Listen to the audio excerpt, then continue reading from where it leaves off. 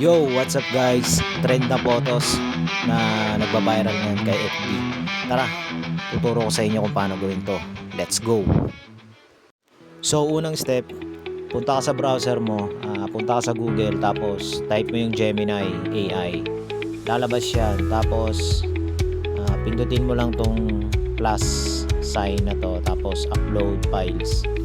Punta ka sa photos mo, yan. Select mo yung photos na gusto mong i-generate.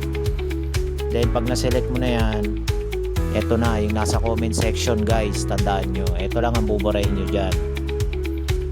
Yung scooter, yan, figure of me, papalitan mo lang yan.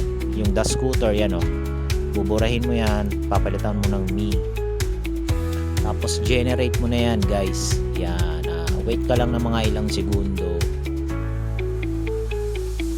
Tapos yan na siya, lalabas na guys. Yung, oh, 'di ba? Tapos click mo 'yan, then download. Okay. Maraming salamat sa mga napanood. Sharing is caring.